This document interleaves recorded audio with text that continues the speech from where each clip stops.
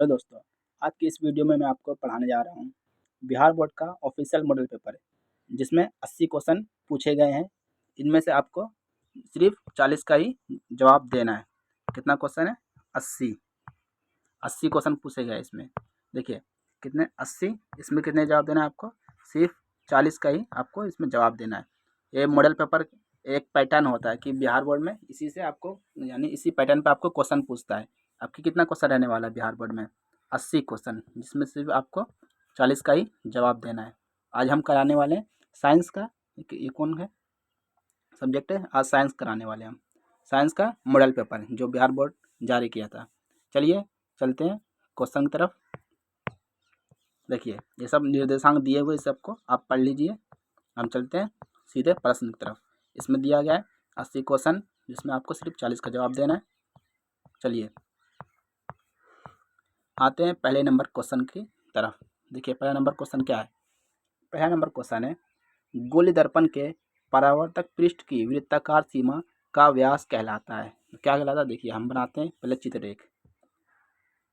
ये हो गया यहाँ पे। देखिए क्या, गोलीय दर्पण के परावर्तक पृष्ठ की वृत्ताकार सीमा। देखिए परावर्तक पृष्ठ जो यहाँ से वृत्ताकार सीमा जो गई यहाँ से, व्यास क्या कहलाता है? तो ये क्या कहलाती है? ये वाली रेखा तो प्रधान अक्ष कहलाती है। इसका ऑप्शन क्या आ जाएगा? Option A. इसका ऑप्शन क्या हो गया? ऑप्शन नंबर ए, प्रधान अक्ष कहलाती है। इसकी क्या कहलाती है? प्रधान अक्ष। चलिए दूसरे नंबर क्वेश्चन की तरफ हम चलते हैं।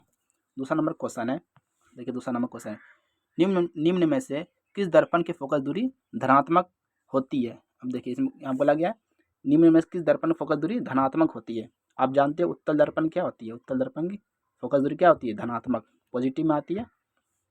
अवतल क्या होती है? ऋणात्मक यानी नेगेटिव आती है। तो उत्तल का, इसमें उत्तल का पूछा गया है तो उत्तल क्या हो जाएगी? उत्तल की धनात्मक। तो दो का आंसर ए। आंसर ए क्या होगा इसका? सही। चलते अब तीसरे नंबर क्वेश्चन की तरफ। चलिए तीसरा नंबर क्वेश्चन है, देखिए तीसरा नंबर क्वेश्चन है, किस वर्ण यानी किस रंग का तरंगदैर्घ्य बड़ा होता है? यानी बड़ा होता है कहने मतलब ज़्यादा होता है। किस रंग का तरंगदैर्घ्य सबसे बड़ा होता है? देखिए ये होता है स्पेक्ट्रम, पढ़े हो आप, यानी कि प्रिज्म। जब इससे प्रकाश की रंग गुजरती है यहाँ पे तो 7 रंग में विभक्त होती है यहाँ पे। जैसे 7 रंग यहाँ पे है, ठीक। इसमें सबसे ऊपर क्या रहता है? सबसे ऊपर रहता है लाल, जिसका तरंगदैर्घ्य सबसे ज़्यादा होता है। और सबसे नीचे होता है कौन सा? बैगनी, जिसका तरंगदैर्घ्य सबसे कम होता है। तो इसमें क्या पूछा गया है? तो किस रंग का तरंगदैर्घ्य सबसे बड़ा होता है, यानी सबसे ज़्यादा किस रंग का होता है? तो लाल रंग का होता है। तो इसका 3 का ऑप्शन क्या हो गया? ऑप्शन नंबर ए आंसर, ठीक। 3 का ऑप्शन ए। चलिए अब चौथे नंबर क्वेश्चन की तरफ चलते हैं। चौथा नंबर क्वेश्चन है, देखिए किस वस्तु का प्रतिबिंब आँख के किस भाग पर पड़ता है? जब जो किसी वस्तु का प्रतिबिंब आँख के किस भाग पर पड़ता है? देखिए क्वेश्चन है, देखिए प्रतिबिंब, देखिए ये वस्तु है, मान चलिए ये वस्तु है, प्रतिबिंब आँख के किस भाग पर पड़ता है? ये हमारा है आँख। ये क्या हो गई? आँख। यहाँ पे जो पड़ता है यहाँ पे, इसका ये वस्तु का प्रतिबिंब यहाँ पड़ता है यहाँ पे, तो किस पे पड़ता है? तो ये रेटिना पर पड़ता है। 4 का ऑप्शन ए किस पे पड़ता है?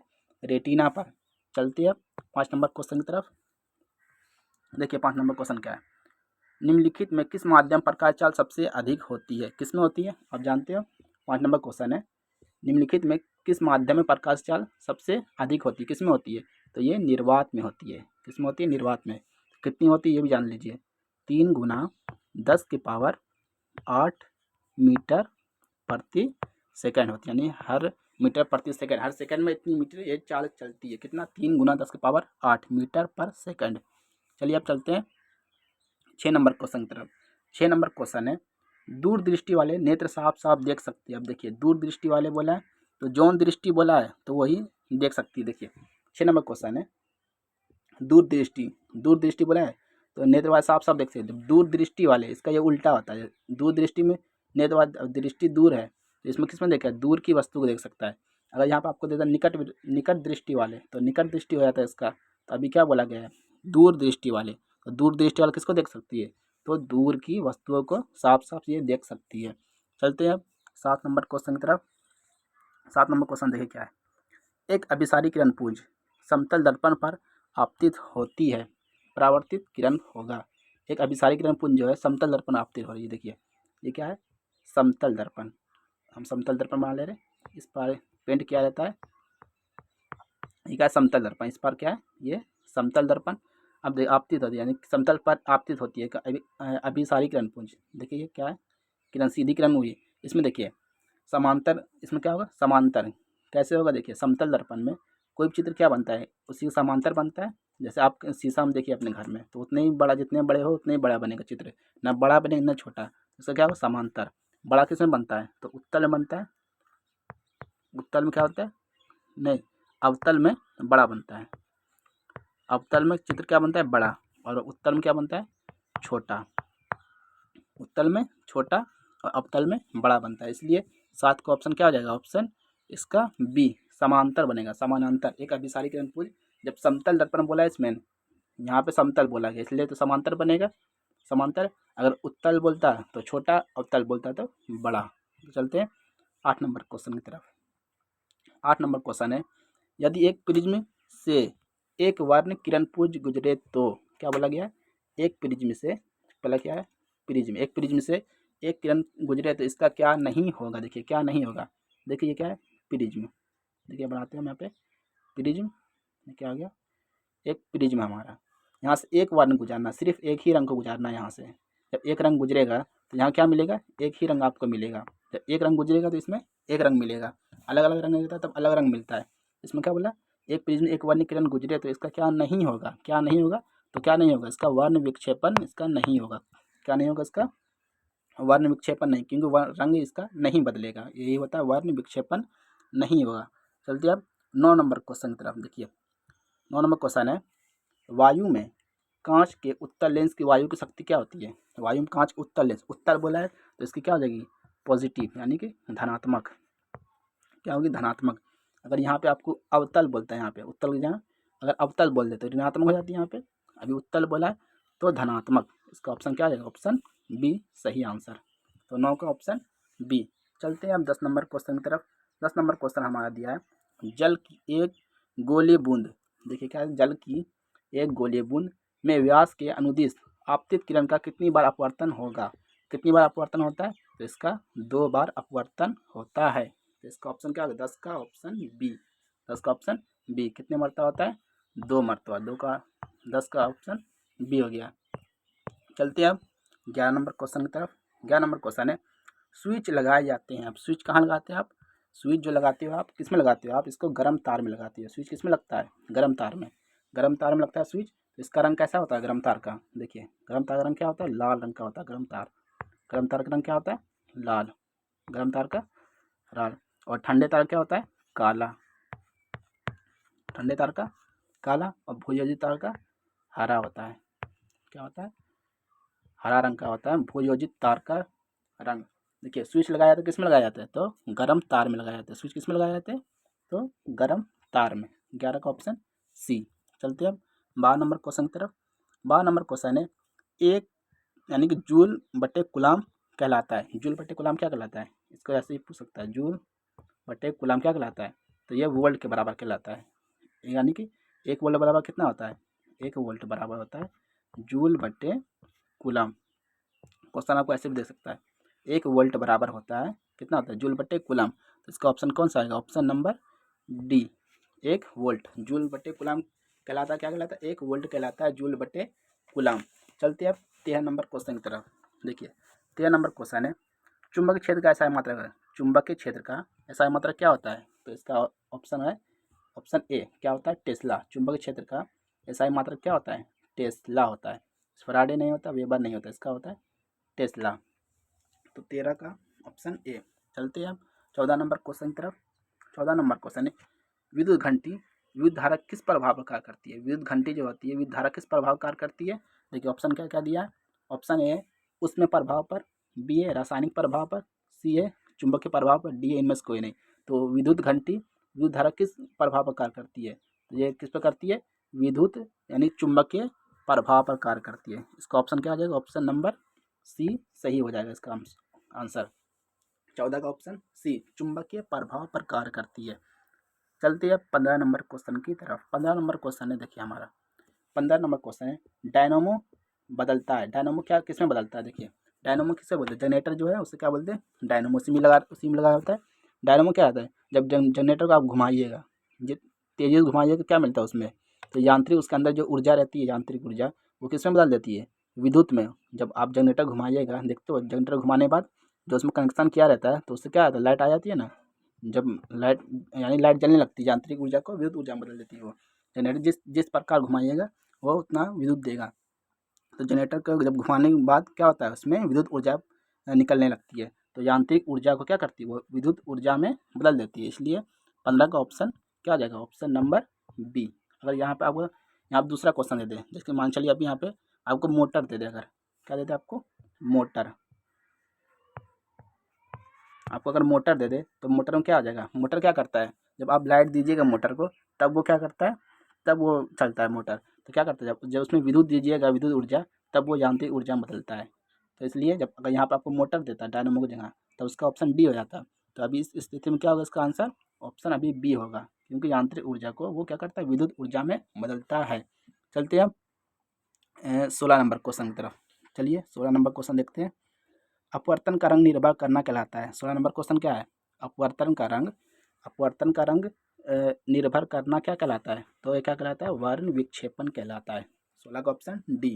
अपवर्तन रंग निर्भर करना क्या कहलाता है? पहला ऑप्शन था प्रकीर्णन, दूसरा अपवर्तन था, तीसरा था परावर्तन, डी और चौथा था यानी डी वर्ण विक्षेपण। तो 16 का ऑप्शन क्या हो जाएगा? ऑप्शन नंबर डी वर्ण विक्षेपण कहलाता है। चलते हैं 17 नंबर क्वेश्चन की तरफ। 17 नंबर क्वेश्चन है, एक मोटर के पक्षदर्शी दर्पण में बना प्रतिबिंब होता है। मोटरसाइकिल है, ये मोटरसाइकिल, इसमें क्या आता है? एक आईना। ये आईना लगाया जाता है इसमें। इसमें आप देखिए पीछे की वस्तु जो रहती है क्या दिखती है? वो छोटी दिखती है। वस्तु से क्या होती है? छोटी। मोटरसाइकिल में कौन दर्पण लगा रहता है? यही क्वेश्चन पूछ सकता है कि मोटर गाड़ी में किस प्रकार दर्पण लगा रहता है? तो उत्तल दर्पण रहता है, जिससे हमें वस्तु क्या दिखती है? छोटी दिखती है। तो वस्तु से छोटा। देखिए एक मोटर पक्षदर्शी दर्पण से बना प्रतिबिंब होता है, तो क्या होता है? वस्तु से छोटा। ऑप्शन नंबर इसका ए हो गया आंसर। ऑप्शन ए वस्तु से छोटा। चलते हैं अब 18 नंबर क्वेश्चन की तरफ। देखिए 18 नंबर क्वेश्चन हमारा क्या है? एक विद्युत सेल से धारा प्राप्त करने पर इसके सिरों के बीच विभवांतर का मान हो जाता है क्या होता है? एक विद्युत सेल से जब धारा प्राप्त करिएगा तो सिरों के बीच विभवांतर क्या हो जाएगा? पहला ऑप्शन है विद्युत वाहक बल से अधिक, दूसरा विद्युत वाहक बल से दोगुना, तीसरा विद्युत वाहक बल से कम, चौथा इनमें से कोई नहीं। इसका ऑप्शन क्या हो जाएगा? ऑप्शन नंबर ए। इसमें क्या हो जाएगा? विद्युत वाहक बल से अधिक हो जाता है। जब इसमें विद्युत सेल धारा प्राप्त करिएगा इसमें क्या होगा? सिरों के बीच विभवांतर विद्युत धारा विद्युत बल से अधिक हो जाएगा। चलते हैं हम 19 नंबर क्वेश्चन की तरफ। देखिए 19 नंबर क्वेश्चन है, एक अवतल दर्पण के ध्रुव एक अवतल दर्पण ध्रुव फोकस के ठीक मध्य स्थित बिंब के लिए आवर्धन होगा। जब आप इसका आवर्धन निकालिए क्या निकलता है? इसका 2 गुना निकल के आता है। यहाँ पे 2 यानी कि 2 गुना, इसमें 2 दे दिया गया है, इसका क्या निकलेगा? 2 गुना निकलेगा यहाँ पे। चलिए अब चलते हैं 19 नंबर क्वेश्चन की तरफ। 19 नंबर क्वेश्चन है हमारा, जीवाश्म ईंधन के जलने से किन के ऑक्साइड उत्पन्न होते हैं? जब जीवाश्म ईंधन जलाइएगा तो क्या क्या निकलता है? उसमें सल्फर भी निकलता है, कार्बन भी निकलता है, नाइट्रोजन भी निकलता है। तो इसलिए इसका ऑप्शन क्या आ जाएगा? डी इनमें से सभी। इसका ऑप्शन कौन सा? डी इनमें से सभी। ऑप्शन डी आंसर सही हो गया इसका। क्या सल्फर भी निकलता है, कार्बन भी, नाइट्रोजन भी। तो 20 का ऑप्शन डी। चलिए अब चलते हैं 21 नंबर क्वेश्चन की तरफ। चलिए 21 नंबर क्वेश्चन की तरफ चलते हैं। 21 नंबर क्वेश्चन हमारा है, देखिए वैद्युत प्रतिरोधकता का एसआई मात्रक है। क्या होता है? वैद्युत प्रतिरोधकता का एसआई मात्रक। देखिए यहाँ क्या बोला गया है? वैद्युत प्रतिरोधकता। प्रतिरोधकता बोला गया इसमें, प्रतिरोधकता तो क्या हो जाएगा इसका? ओम मीटर। क्या हो जाएगा? ओम मीटर। ओम मीटर इसको याद रखिएगा। प्रतिरोधकता इसका ऑप्शन ए। अभी इस स्थिति में इसका प्रतिरोधकता बोला गया था ओम मीटर। अगर सिर्फ प्रतिरोध बोलता है, आपको इसका भी ध्यान रखिएगा, अगर प्रतिरोध बोलता है तो इसका सिर्फ क्या होता है आंसर? इसका सिर्फ आंसर होता है उस वक्त ओम हो जाता है। अगर सिर्फ प्रतिरोध बोलता है तो यहाँ क्या बोला गया है? प्रतिरोधकता। क्या बोला गया है? प्रतिरोधकता। तो प्रतिरोधकता क्या होता है? ओम मीटर। ओम का चिन्ह कैसा होता है? देखिए ऐसा, ये होता है ओम, और यहाँ पे रहता है मीटर। इस प्रकार भी दे सकता है आपको, ओम मीटर। ये क्या हो गया? ओम, और ये हो गया मीटर। तो प्रतिरोधकता का, तो वैद्युत प्रतिरोधकता का पूछा गया आपसे, इसका ऑप्शन क्या हो जाएगा? ओम मीटर। ये किसका ऑप्शन? ए। चलते हैं 22 नंबर क्वेश्चन की तरफ। चुंबकीय फ्लक्स में परिवर्तन की दर का एसआई मात्रक क्या होता है? देखिए, चुंबकीय फ्लक्स में परिवर्तन दर का एसआई मात्रक क्या होता है? चुंबकीय फ्लक्स में दर का एसआई मात्रक, चुंबकीय फ्लक्स में एसआई मात्रक होता है वेबर। देखिए, पहला ऑप्शन है वाट, दूसरा है जूल, तीसरा है वेबर, चौथा है वोल्ट। इसका ऑप्शन क्या आ जाएगा? Option number C. इसका ऑप्शन क्या आ जाएगा? वेबर होता है। 22 का ऑप्शन सी। चलिए अब 23 नंबर क्वेश्चन की तरफ चलते हैं। समांग माध्यम से प्रकाश गमन करता है। देखिए, समांग माध्यम से प्रकाश गमन करता है, किसमें करता है? तो जब प्रकाश जो आती है यहाँ से, ये क्या है? सूर्य। ये क्या है? सूरज। देखिए, ये है हमारा सूरज बनाते। देखिए, ये है सूरज। यहाँ से जब प्रकाश निकलती है, यहाँ से, यहाँ से प्रकाश निकलने से तो एकदम सीधी रेखा में आती है। क्या आती है? सीधी रेखा में। इसको क्या बोलते हैं हम? सरल रेखा में। क्या बोलेंगे इसको? सरल रेखा में। तो प्रकाश कौन रेखा में गमन करती है? सरल रेखा में गमन करती है। इसको याद रखिएगा, समांग माध्यम से प्रकाश गमन करती है किसमें? तो सरल रेखा में। इसका option D, option number D. चलिए अब 24 नंबर क्वेश्चन की तरफ चलते हैं। देखिए, 24 नंबर क्वेश्चन है, यदि एक प्रिज्म के एक वर्णीय किरण पुंज गुजरे तो इसका क्या नहीं होगा? देखिए, ये क्वेश्चन फिर से रिपीट हो गया है। देखिए, अभी बताया था इससे पहले।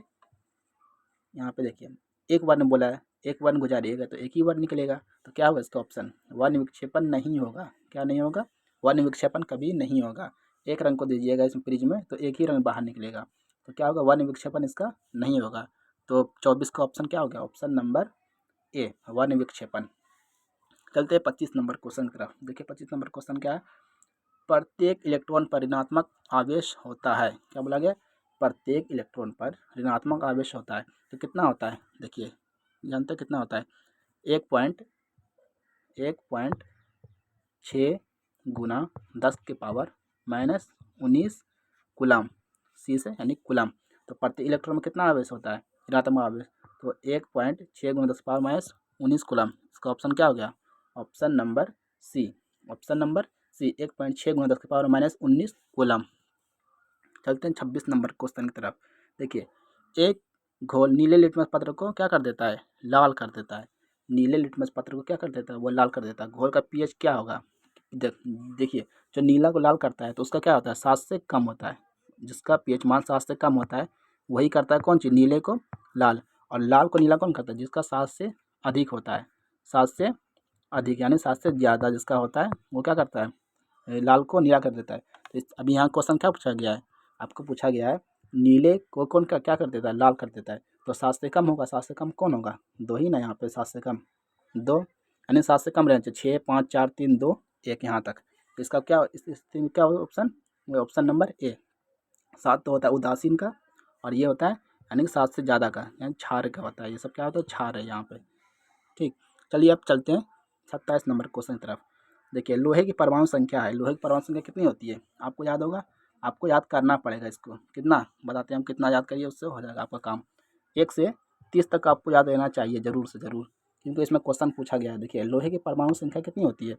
लोहे की परमाणु संख्या होती है 26। लोहे की परमाणु कितनी संख्या होती है? 26। ठीक, ऑप्शन बी। चलते हैं 28 नंबर क्वेश्चन की तरफ। सल्फर परमाणु की 72 कक्षा में इलेक्ट्रॉन की संख्या कितनी होती है? 28 नंबर क्वेश्चन क्या है? सल्फर परमाणु 72 कक्षा में इलेक्ट्रॉन की संख्या कितनी होती है? तो सल्फर जब इसका इलेक्ट्रॉनिक विन्यास निकालिएगा 2 8 ऐसे करके, तो इसमें आखिरी में क्या आएगा? इसका 6 आता है इसमें। ठीक, तो इसमें क्या हो गया? Option number C, option number C. 28 का ऑप्शन क्या हो गया? सी। इसका कितनी होती है? 72 इलेक्ट्रॉनिक संख्या। इलेक्ट्रॉनिक कॉन्फ़िगरेशन करिएगा तो इसमें कितने आ गई? 6। चलते हैं अब 29 नंबर क्वेश्चन की तरफ।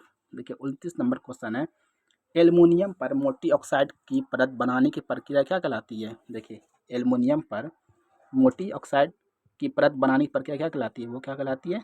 एनोडीकरण कहलाती है। हम 4 ऑप्शन इसलिए नहीं पढ़ रहे हैं कि वीडियो को ज़्यादा लंबी बन जाएगी, इसलिए जो ऑप्शन का आंसर है उसको हम जल्दी जल्दी कराते जा रहे हैं, क्योंकि लंबी वीडियो कोई नहीं देखना चाहता, हम जानते हैं। क्योंकि देखिए, जौन सा ऑप्शन है इसका जल्दी जल्दी हम करा दें, क्योंकि 80 क्वेश्चन है। जल्दी हम नहीं चाहते बहुत लंबी वीडियो बने और आप इसे छोड़ के चले जाओ। देखिए, हम 30 नंबर क्वेश्चन हम बताते हैं जल्दी जल्दी। चलिए, 30 नंबर क्वेश्चन है, कौन सा कार्बन यौगिक सबसे अधिक अभिक्रियाशील है? कौन सा कार्बन सबसे अधिक क्रियाशील कौन होता है? C2H4 होता है। इसको क्या बोलते हैं आप? देखिए, 2 कार्बन यहाँ पे C2 है ना, तो 2 कार्बन, तो मेथ, उसके बाद एथ आता है। एथ तो H4 एथेन, इसका क्या हो जाएगा एथेन। इसको क्या बोलेगा आप एथेन। कौन सा कार्बन यौगिक सबसे अधिक अभिक्रियाशील है तो एथेन। अगर आपको हिंदी में दे दे तो एथेन दीजिएगा, यहाँ पे C2H4 दिया, इसका भी एथेन है। इस स्थिति में क्या हो जाएगा ऑप्शन सी। 30 का ऑप्शन हो गया सी। चलिए अब चलते 31 नंबर क्वेश्चन की तरफ। देखिए 31 नंबर क्वेश्चन है, विरंजक चूर्ण का रासायनिक सूत्र है। विरंजक चूर्ण का रासायनिक सूत्र क्या होता है तो क्या होता है CaOCl2। ये किसका है विरंजक चूर्ण का रासायनिक सूत्र है। तो 31 का नंबर क्या हो गया 31 नंबर का ऑप्शन बी। विरंजक चूर्ण का रासायनिक सूत्र क्या होता है CaOCl2। चलते हैं 32 नंबर क्वेश्चन की तरफ। 32 नंबर क्वेश्चन हमारा है, देखिए 32 नंबर क्वेश्चन है, रासायनिक अभिक्रिया में भाग लेने वाले पदार्थ को क्या कहा जाता है। रासायनिक अभिक्रिया में 32 नंबर क्वेश्चन है, रासायनिक अभिक्रिया में भाग लेने वाले पदार्थ क्या करते हैं हम, उसे अभिकारक कहते हैं। क्या कहते हैं अभिकारक। ऑप्शन नंबर बी इसका 32 का ऑप्शन क्या हो जाएगा ऑप्शन नंबर बी। उसे क्या कहते हैं हम अभिकारक कहते हैं। चलिए देखिए 33 नंबर क्वेश्चन है, टूथपेस्ट होता है, टूथपेस्ट जो होता है हमारा वो क्या होता है वो क्षार होता है। देखिए अब जो सुबह हम सो के उठिएगा तो उसमें आपके मुंह में क्या जमा रहता है अम्ल जमा होता है। तो अम्ल को कौन ख़त्म करता है तो उसको क्षार ख़त्म करता है। टूथपेस्ट यानी कि कोलगेट इसे आप बोलते हो, क्षार ही रहता है वो। कोलगेट क्या होता है क्षार। जब सुबह में उठिएगा तो आपके मुंह में अम्ल बहुत जमा हो जाता है, तो क्षार क्या करता है उसको ख़त्म करने का काम करता है। तो टूथपेस्ट क्या होता है क्षार। इसका ऑप्शन नंबर ए। 33 का क्या हो गया ऑप्शन ए। चलते अब 34 नंबर क्वेश्चन की तरफ। 34 नंबर क्वेश्चन है, निम्न में कौन कार्बोक्सिलिक समूह है। कार्बोक्सिलिक समूह कौन सा है, देखिए कौन कार्बोक्सिलिक समूह है। देखिए ये क्या होता है सी नंबर, देखिए सिंगल बॉन्ड COOH। इसको पढ़िएगा आप तोड़ के COOH पढ़िएगा, इसको COOH नहीं पढ़िएगा, ये गलत पढ़ाता है। इसमें केमिस्ट्री में अलग अलग पढ़ने का वो होता है, सब चीज़ में अलग अलग पढ़ा जाता है। COO जैसे पॉइंट के बाद क्या पढ़ते हैं आप, जैसे एक पॉइंट जैसे लिखा हुआ है 2 3 ऐसे लिखा हुआ है तो क्या पढ़िएगा 1.23 मत पढ़िए, इसको 1.23 पढ़िएगा। इसी प्रकार केमिस्ट्री में इसको क्या पढ़ा जाता है COOH पढ़िए, इसको क्या हो गया कार्बोक्सिलिक समूह। तो 34 क्या हो गया ऑप्शन नंबर सी। ये क्या होगा कार्बोक्सिलिक का है। और ये अगर पूछ दे आपको तो निम्न कौन एल्डिहाइड, ये क्या हो गया ये एल्डिहाइड का है। ये क्या है एल्डिहाइड, CHO क्या है एल्डिहाइड का। तो अभी क्या पूछा गया हमसे कार्बोक्सिलिक का ना, तो कार्बोक्सिलिक क्या होगा ऑप्शन नंबर सी COOH। चलते हैं आप 35 नंबर क्वेश्चन की तरफ। देखिए निम्नलिखित में किसके कारण अम्ल वर्षा होती है। अम्ल वर्षा किसके कारण होती है, अम्ल वर्षा होती है सल्फर डाइऑक्साइड के कारण। 35 का ऑप्शन सी, यानी कि अम्ल वर्षा किसके कारण होती है तो सल्फर डाइऑक्साइड यानी SO2 के कारण होती है हमारी अम्ल वर्षा होती है। चलते हैं 36 नंबर क्वेश्चन की तरफ। देखिए अब आगे फिर से ये परमाणु संख्या वाला। तो देखिए 36 नंबर क्वेश्चन है, निकेल की परमाणु संख्या, निकेल की परमाणु संख्या कितनी होती है तो निकेल कितनी होती है 28। अभी बोले आपको कितना याद करना पड़ेगा 1 से 30 तक आपको याद ही करना पड़ेगा ज़रूर से ज़रूर। देखिए अभी 26 का आया था, इससे पहले लोहे का, अभी क्या आ गया निकेल का। निकेल कितनी होती है 28 परमाणु संख्या होती है। चलिए अब चलते हैं 37 नंबर क्वेश्चन की तरफ। 37 नंबर क्वेश्चन थोड़ा बड़ा है, इसको पढ़ देते हैं हम। देखिए क्या है, एक जांच परखनली में लिए गए विलयन में एक लोहे की कील को डुबाया गया। देखिए क्या है जांच परखनली, यहाँ पे क्या परखनली, इसमें क्या क्या है लोहे की कील को डुबाया गया। ये क्या है लोहे की कील है, ये लोहे की कील को डुबाया गया। आधे घंटे बाद क्या बोला आधे घंटे बाद, आधे घंटे बाद क्या किया गया इसको, देखिए घंटे बाद देखा गया कि विलयन का रंग परिवर्तित हो गया है। इसमें ये जो डुबाया गया यहाँ पे कील, इसमें क्या था पानी जो था इसमें, इसका रंग क्या हो गया यहाँ पे बदल गया यहाँ पे। तो उस जांच प्रक्रिया में विलयन था, कौन सा विलयन था जिसके कारण वो बदल गया है। देखिए ऑप्शन पढ़ते हैं हम। देखिए पहला नंबर ZnSO4, पहला नंबर ZnSO4, BHCuSO4, तीसरा FeSO4, DAl2SO4। तो 37 का ऑप्शन क्या हो जाएगा 37 का ऑप्शन सी हो जाएगा। क्या था उसमें FeSO4 विलयन था जिसके कारण वो क्या हो गया उसका कील डुबाने के बाद उसका रंग परिवर्तन हो गया यानी बदल गया।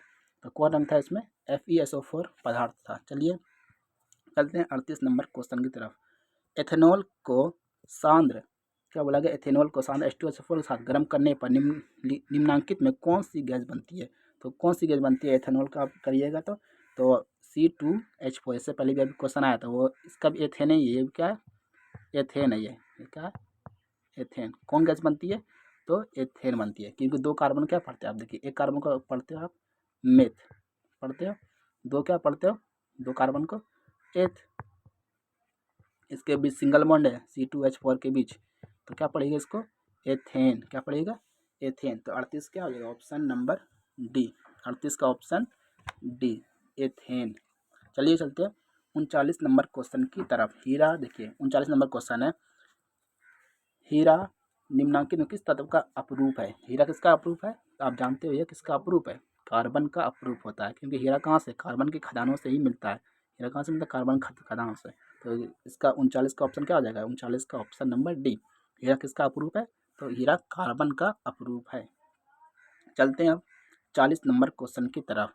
देखिए 40 नंबर क्वेश्चन है, 1 ग्राम सोने से कितना लंबा तार बनाया जा सकता है। आप सोनार के पास ले जाइएगा 1 ग्राम सोना, वो जानते हो कितना बना देगा, 2 मीटर लंबी तार बना देगा उससे, 1 ग्राम सोना से पीट पीट कर। तो 40 का ऑप्शन क्या आ जाएगा, 2 मीटर। 40 का ऑप्शन क्या आ जाएगा, 2 मीटर। 40 का ए नंबर, ऑप्शन ए, यानी कि 2 मीटर की तार वो बना देगा। चलते हैं अब 41 नंबर क्वेश्चन की तरफ। देखिए 41 नंबर क्वेश्चन है, देखिए आपका 41 नंबर क्वेश्चन था, निम्नांकित यौगिक में कौन जल में विलय है। जल में कौन विलय होता है, 27 नंबर क्वेश्चन है, निम्नांकित यौगिक में कौन जल में विलय है। जल में विलय कौन होता है, तो ग्लूकोज जो है वो आपका जल में विलय होता है। ग्लूकोज सूत्र क्या होता है, C6H12O6, यही होता है जल, क्या होता है ग्लूकोज, यही क्या होता है जल में विलय, यानी जल में घुला रहता है, जल में घुल सकता है, क्या हो जाए। तो 41 का ऑप्शन नंबर क्या हो गया, सी, ग्लूकोज। चलिए अब चलते हैं 42 नंबर क्वेश्चन की तरफ। देखिए 42 नंबर क्वेश्चन है, निम्नांकित यौगिक में कौन अम्लगम है। अम्लगम कौन होता है, Na और Hg, ये क्या होता है, एक आपका अम्लगम है, ये क्या है, अम्लगम।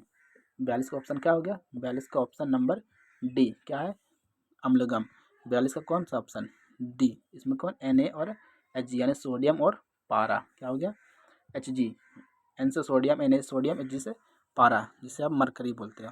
चलते आप 43 नंबर क्वेश्चन की तरफ। 43 नंबर क्वेश्चन है आपका है, एथिलीन का IUPAC नाम है। देखिए एथिलीन का IUPAC नाम क्या हो जाएगा, तो एथिलीन, तो इसका क्या हो जाएगा, पहला number ethane, ethene, ethyne, ethylene बोला गया ना, एथिलीन, तो क्या होगा, एथीन, क्या हो जाएगा इसका ऑप्शन, एथीन। एथेन नहीं होगा इसका, क्योंकि ये सी, जैसे CnH2n, ये होता है एथेन पढ़ते हैं इसको, +2 में एथेन, एथीन का CnH2n -2, CnH2n सिर्फ CnH2n, क्या एथीन का हो जाता है। और एथाइन क्या होता है, CnH2n -2, ये क्या एथाइन का होता है। तो एथिलीन का IUPAC नाम क्या होता है, एथीन। तो इसका ऑप्शन क्या हो जाएगा, ऑप्शन नंबर बी, क्या होता है, एथीन। 43 का ऑप्शन बी। चलते हैं अब 44 नंबर क्वेश्चन की तरफ।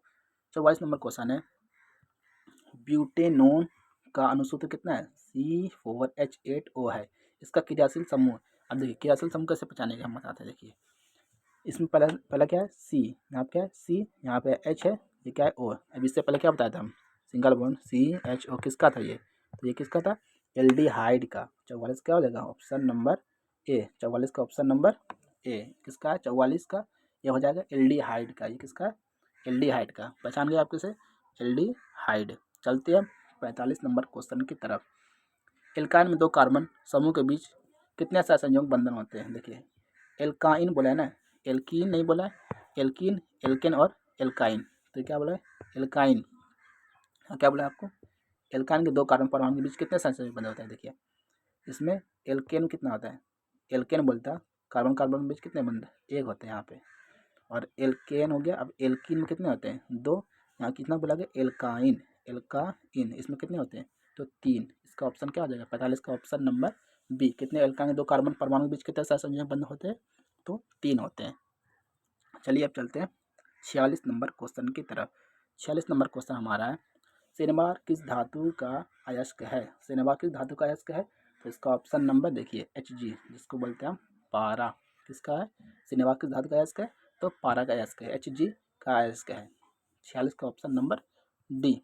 चलिए अब चलते हैं 47 नंबर क्वेश्चन की तरफ। 47 नंबर क्वेश्चन है, देखिए सल्फाइड अयस्क का सांद्रण निम्नांकित में किस विधि द्वारा किया जाता है। सल्फाइड अयस्क जो रहता है उसका किस विधि द्वारा किया जाता है, तो उसको फेन उत्प्लावन विधि द्वारा किया जाता है। किस विधि द्वारा, फेन उत्प्लावन विधि द्वारा उसका किया जाता है सांद्रण। तो 47 का ऑप्शन क्या आ जाएगा, ऑप्शन नंबर डी, फेन उत्प्लावन विधि द्वारा। 48 नंबर क्वेश्चन है।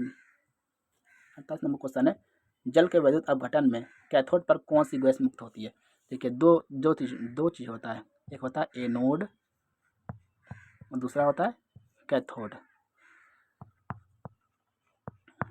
जब एनोड पे बोलेगा तो आप क्या दीजिएगा, एनोड पे ऑक्सीजन दीजिएगा। अब यहाँ पे कैथोड बोला है तो कैथोड पे क्या दीजिएगा आप, हाइड्रोजन। कैथोड पे क्या दीजिएगा, हाइड्रोजन। यहाँ क्या बोला गया क्वेश्चन, तो निम्न में वैद्युत अपघटन में कैथोड पर कौन सी गैस मुक्ति होती है? कौन सी गैस निकलती है वहाँ से, हाइड्रोजन गैस निकलती है, जिसे हम H से प्रदर्शित करते हैं। कौन सी गैस निकलती है, हाइड्रोजन। चलिए 48 क्या हो गया, ऑप्शन नंबर ए। 48 का क्या हो गया, ए। चलते अब 49 नंबर क्वेश्चन की तरफ। देखिए 49 नंबर क्वेश्चन है, निम्नांकित में कौन सा तत्व सबसे अधिक अधात्विक गुण वाला है? सबसे अधिक अधात्विक गुण किस में रहता है? सबसे अधिक अधात्विक गुण रहता है नाइट्रोजन में। किस में रहता है, नाइट्रोजन में। तो 49 का ऑप्शन नंबर क्या हो गया, बी, यानी नाइट्रोजन में। चलते अब 50 नंबर क्वेश्चन की तरफ। 50 नंबर क्वेश्चन है, नीला थोथा तूतिया का रासायनिक सूत्र है। क्या होता है नीला थोथा का रासायनिक सूत्र? देखिए नीला तोता क्या होता है, CuSO4 इंटू 5H2O। ये होता है किसका, नीला थोता का, जैसे हम तूतिया बोलते हैं। नीला थोता यानी तूतिया का रासायनिक सूत्र क्या होता है, CuSO4.5H2O। क्या होगा इसका ऑप्शन, ऑप्शन नंबर बी। 50 का ऑप्शन क्या हो गया, बी। चलते हैं, अब 30 क्वेश्चन और रह गया है। अब देखिए 51 नंबर क्वेश्चन आ गया है आपका। 51 नंबर क्वेश्चन है, 51 नंबर क्वेश्चन है, प्रदूषण मुक्त ऊर्जा होती है। प्रदूषण मुक्त ऊर्जा जो होती है कि किसमें, जिससे प्रदूषण नहीं निकलता है, तो किसमें नहीं निकलता है? देखिए पवन ऊर्जा में नहीं निकलता है, सौर ऊर्जा में नहीं निकलता है, जल वैद्युत ऊर्जा में, तीनों में नहीं निकलता है। इसका ऑप्शन क्या हो जाएगा, ऑप्शन नंबर डी। क्या होगा, ऑप्शन नंबर डी। प्रदूषण मुक्त, जिससे प्रदूषण नहीं फैलता है, पवन ऊर्जा से भी नहीं फैलता है, सौर ऊर्जा से भी नहीं फैलता है और जल विद्युत ऊर्जा से भी नहीं फैलता है। तो इसका ऑप्शन क्या, ऑप्शन नंबर डी, प्रदूषण मुक्त ऊर्जा होती है इनमें से सभी। चलिए अब चलते 52 नंबर क्वेश्चन की तरफ। 52 नंबर क्वेश्चन है, निम्नांकित में किस हाइड्रोकार्बन में कार्बन कार्बन परमाणु के बीच 3 अबंध होते हैं? क्या बोला गया, निम्नांकित में किस हाइड्रोकार्बन के कार्बन कार्बन परमाणु के बीच 3 अबंध होता है? किसमें किसमें? देखिए इसमें कितना होता है, 1, इसमें कितना होता है, 2, इसमें कितना होता है, 3। कार्बन की संख्या कितनी रहनी चाहिए इसमें, 3। यहाँ इसमें कार्बन संख्या कितनी है, 3। देखिए किसमें रहती है, इसमें आप बैठाइएगा किसमें, देखिए ये होता है एल्केन एल्किन एल्काइन वाला। एल्काइन में रहते हैं 3 कार्बन, तो एल्काइन का सूत्र क्या होता है, CnH2n-2। इसमें कार्बन की संख्या कितनी है, C3 है, इसमें 3 बैठाए। देखिए इसका सूत्र, इसका क्या निकल जाएगा, C3H4 निकलेगा। यहाँ पे क्या निकलेगा इसका, C3H4। इसमें जब कार्बन संख्या आप 3 बैठाइएगा, नंबर ऑफ कार्बन n यहाँ पे है, यहाँ पे n है, इसमें क्या बैठाइए, 3 यहाँ बैठाए। देख लीजिए आप कितना निकलेगा इसका, और निकलेगा C3H4। इसका ऑप्शन क्या हो जाएगा, ऑप्शन नंबर बी। 52 क्या हो जाएगा, ऑप्शन बी। चलते अब 53 नंबर क्वेश्चन की तरफ। 53 नंबर क्वेश्चन है, निम्नांकित में कौन सा यौगिक एरोमेटिक यौगिक है? एरोमेटिक होता है, एक तो एलिफेटिक आता है, तो इसमें एरोमेटिक बोला गया। तो बेंजीन जो है आपका क्या होता है, एरोमेटिक यौगिक, जिसका जिसका सूत्र क्या होता है, C6H6। क्या होता है, C6H6। इसे क्या बोलते हैं आप, बेंजीन। कौन यौगिक एरोमेटिक बोला गया यहाँ पे आपको, एरोमेटिक, तो बेंजीन। 53 का ऑप्शन क्या हो जाएगा, ऑप्शन नंबर डी। चलते हैं 54 नंबर क्वेश्चन की तरफ। उच्च वसीय अम्लों के सोडियम लवण कहलाते हैं। उच्च वसीय, 54 नंबर क्वेश्चन है, उच्च वसीय अम्लों के सोडियम लवण क्या कहलाते हैं? देखिए पहला नंबर अपमार्जक, साबुन, प्लास्टिक, रबर। तो इसका ऑप्शन क्या हो जाएगा, ऑप्शन नंबर बी। इसका कहलाते हैं, साबुन कहलाते हैं। ऑप्शन नंबर क्या, बी। उच्च वसीय अम्लों के सोडियम लवण क्या कहलाते हैं, साबुन कहलाते हैं। चलते हैं 55 नंबर क्वेश्चन की तरफ। 55 नंबर क्वेश्चन आपका है, एक कक्षा में इलेक्ट्रॉन की अधिकतम संख्या होती है, कितनी होती है अधिकतम संख्या? यहाँ पे n² 2n², तीसरा n² प्लस 1, तो कितनी होती है आप जानते हैं इसका, तो 2n² होती है। कितनी होती है, 2n²। कितनी है, 2n²। एक कक्षा में इलेक्ट्रॉन जो निकालते हैं आप इलेक्ट्रॉन कॉन्फ़िगरेशन करके, तो 2n² निकलता है इसका, कितना, 2n²। चलते हैं आप 56 नंबर क्वेश्चन की तरफ। साइटोन का आकार होता है, ये कहाँ आप कहाँ गए, बायोलॉजी के क्वेश्चन तब आ चुके हैं। साइटोन का आकार क्या होता है, साइटोन का आकार होता है ताराकार। किस प्रकार रहती है उसका चित्र, कैसा बना होता है, ताराकार। क्या याद रखिए इसका, ताराकार। 56 का ऑप्शन क्या आ जाएगा, ऑप्शन नंबर ए। कौन आकार की रहती है, ताराकार। साइटोन का आकार किस प्रकार रहता है, ताराकार। चलते अब 57 नंबर क्वेश्चन की तरफ। देखिए 57 नंबर क्वेश्चन है, निम्नांकित में कौन एक पादप हार्मोन नहीं है। देखिए निम्नांकित में पादप हार्मोन कौन सा नहीं है। देखिए पहला नंबर है ऑक्सीटोसिन, बी है एथिलीन, सी है साइटोकाइनिन, डी है ऑक्सीन। तो 57 का ऑप्शन क्या हो जाएगा, ऑप्शन नंबर ए क्या होती है, ऑक्सीटोसिन जो है आपका पादप हार्मोन नहीं है। एक प्रकार के पादप हार्मोन ये नहीं होती ऑक्सीटोसिन। चलते अब 58 नंबर क्वेश्चन की तरफ। 58 नंबर क्वेश्चन है, यूरिया यूरिया रक्त में कहाँ प्रवेश करता है। यूरिया रक्त में कहाँ प्रवेश करता है, तो श्वास नली, बी है यकृत, सी है वृक्क, डी है फेफड़ा। तो किस में प्रवेश करता है ये, तो ये यकृत में प्रवेश करता है। तो 58 क्या हो गया, 58 का ऑप्शन बी, यूरिया रक्त में कहाँ प्रवेश करता है, तो यकृत में प्रवेश करता है। चलते हैं 59 नंबर क्वेश्चन की तरफ। देखिए 59 नंबर क्वेश्चन है, निम्नलिखित में कौन किसी पारिस्थितिक तंत्र का एक जैव घटक हो सकता है। जैव घटक, जैव घटक कहने का मतलब जिसमें जान होती हो। देखिए तापमान, इसमें तो जान नहीं होती, जैसे तापमान जैसे जिस प्रकार का चल फिर नहीं सकता है, तापमान जैसे है इसमें। सी है वायु, डी है मृदा, बचा कवक। कवक में क्या होता है, जान, यानी कि जैव घटक किसमें आता है, कवक में। इसका ऑप्शन क्या हो जाएगा, ऑप्शन नंबर बी। 59 का क्या हो जाएगा, 59 का बी। चलते हैं 60 नंबर क्वेश्चन की तरफ। 60 नंबर क्वेश्चन है, नर युग्मक तथा मादा युग्मक के संयोजन से बनता है। देखिए नर प्लस में मादा, जब ये दोनों का मिलन होगा तो क्या बनेगा, इसमें जाइगोट बनता है। क्या बनता है, जाइगोट, जाइगोट बनेगा। जब नर और मादा युग्मक का संयोग बनेगा तो क्या बनेगा, जाइगोट। इसलिए इसका ऑप्शन क्या आ जाएगा, ऑप्शन नंबर बी। क्या हो जाएगा, ऑप्शन नंबर बी, जाइगोट। नर युग्मक तथा मादा युग्मक के संयोग से क्या बनता है, जाइगोट बनता है। चलिए चलते हैं अब 61 नंबर क्वेश्चन की तरफ। देखिए 61 नंबर क्वेश्चन है, पादप अपशिष्ट रहते हैं, तो किस में अपशिष्ट रहते हैं, यानी किस में रहते हैं, पादप जो रहते हैं किस में रहते हैं, कोशिकीय रिक्तिकाओं में रहते हैं, बी है पत्तियों में भी रहते हैं, और सी है छाल, तीनों में रहते हैं। तो इसका ऑप्शन क्या आ जाएगा, ऑप्शन नंबर डी। क्या हो जाएगा, ऑप्शन नंबर डी। जो पादप अपशिष्ट रहते हैं किस में रहते हैं, तो इनमें से सभी में, कोशिकीय रिक्तिकाओं में, पत्तियों में और छाल में, तीनों में रहते हैं ये। 61 का हो गया ऑप्शन नंबर डी। देखिए अब 62 नंबर क्वेश्चन है, समान अनुशीतलन रक्त दाब होता है। समान अनुशीतलन 130 mm, 120 mm, 100 mm और 80 mm। एक समान मनुष्य कितना होता है, देखिए 120/80 होता है। देखिए अनुशीतलन बोला गया तो 80 हो जाएगा इसमें, और संकुचन बोलता था 180 होता है। तो इसमें क्या अनुशीतलन बोला गया, अनुशीतलन के स्थिति में क्या आ जाएगा 80 mm। नीचे वाला क्या रहता है 80 जो रहता है ये अनुशीतलन रहता है, ये वाला अनुशीतलन वाला 80 रहता है। सामान्य अनुशीतलन दाब कितना होता है, तो 80। चलते हैं 63 नंबर क्वेश्चन की तरफ। 63 नंबर क्वेश्चन आपका है, मनुष्य, बिल्ली और चमगादड़ के अग्रपाद यानी आगे वाला जो पंजा रहता है हाथ का, हम लोग का यानी मनुष्य का हाथ, बिल्ली का आगे वाला और चमगादड़ का भी अग्रपाद, यानी सब अग्रपाद यानी आगे का। तो क्या होता है वो सब, वो समझात तो नहीं होता है, इसका ऑप्शन गलत। आपसे ऐसी ये भी नहीं होता है, इनमें से कोई नहीं, इसको छोड़ दीजिए। तो इसका ऑप्शन क्या है, समझात अंग होता है। क्या होता है, समझात अंग। मनुष्य, बिल्ली तो चमगादड़ के अग्रपाद क्या होते हैं, समझात अंग होते हैं। 63 का ऑप्शन बी। चलते हैं 64 नंबर क्वेश्चन की तरफ। 64 नंबर क्वेश्चन है, देखिए पादप में फ्लोएम उत्तरदायी। देखिए एक होता है जाइलम, क्या होता है जाइलम, और दूसरा क्या होता है फ्लोएम। फ्लोएम, जाइलम बोलेगा तो जल के लिए उत्तरदायी रहता है, वो जल संवहन के लिए। जाइलम क्या होता है जल। देखिए क्या याद रखिए, ज पहला अक्षर यहाँ पे, तो जा से जल वाला याद रखिए। और फ्लोएम क्या हो गया, भोजन। जब जल हो गया यहाँ क्या हो जाएगा भोजन।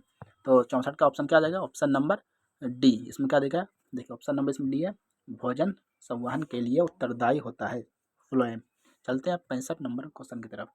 65 नंबर क्वेश्चन है, एक वयस्क मनुष्य के कितने दांत होते हैं। अब तो जानिए 28 तो नहीं होते, छोटे में होते हैं, लेकिन वयस्क जब बनने के बाद उसमें 36 तो नहीं होते, 34 नहीं होते, उसमें कितने होते हैं 32 दांत होते हैं। जब एक मनुष्य पूरी तरह से मेच्योर हो जाता है उसमें कितने दांत हो जाते हैं, उसके 32 दांत हो जाते हैं। चलते हैं 66 नंबर क्वेश्चन की तरफ। एंड्रोजन क्या है? एंड्रोजन क्या है पूछा गया, एंड्रोजन क्या है? तो ये क्या होता है? नरलिंग हार्मोन। और बी है मादा लिंग हार्मोन, सी है पाचक रक्त, डी है इनमें से सभी। ये न दीजिएगा इनमें से सभी देकर मत दे दीजिएगा, ऑप्शन इसमें इनमें से सभी है। तो एंड्रोजन क्या होता है? ये एक प्रकार का नरलिंग हार्मोन होता है। क्या होता है? नरलिंग हार्मोन। 66 क्या हो गया इसका? ऑप्शन नंबर ए नरलिंग हार्मोन। एंड्रोजन क्या है? एक प्रकार का नरलिंग हार्मोन है। चलते हैं 67 नंबर क्वेश्चन की तरफ। 67 नंबर क्वेश्चन आपका है, न्यूरॉन का वह हिस्सा जहाँ जानकारी हासिल की जाती है, न्यूरॉन का वह हिस्सा जहाँ जानकारी हासिल की जाती है उसे क्या कहते हैं आप? तो डेंड्राइट कहते हैं। इसका कहते हैं डेंड्राइट। इसको क्या कहते हैं आप? डेंड्राइट कहते हैं इसको। न्यूरॉन का वह हिस्सा जहाँ जानकारी हासिल की जाती है तो डेंड्राइट कहलाता है। चलते हैं 68 नंबर क्वेश्चन की तरफ। 68 नंबर क्वेश्चन है, आनुवंशिकता का सिद्धांत किसने प्रस्तावित किया? ये तो बहुत इंपॉर्टेंट क्वेश्चन है, इसको आप जानते भी होंगे। आनुवंशिकता का नियम, आनुवंशिकता का सिद्धांत किसने प्रस्तावित किया था? तो किसने किया था? ग्रेगर जॉन मेंडल ने किया था। किसने किया था? ग्रेगर जॉन मेंडल ने, जिसमें मटर के पौधे पे इन्होंने किया था। मटर के पौधे पे ग्रेगर जॉन मेंडल ने किया था, आनुवंशिकता का सिद्धांत प्रस्तावित किया था इन्होंने। तो चलते हैं अब 69 नंबर क्वेश्चन की तरफ। प्रकाश संश्लेषण की प्रकाश अभिक्रिया करती है, क्या बोला गया? प्रकाश संश्लेषण की प्रकाश अभिक्रिया निर्भर करती है, किस पे करती है? देखिए जल पर, तो जल पर कभी नहीं करती है। क्लोरोफिल पर, ये भी नहीं।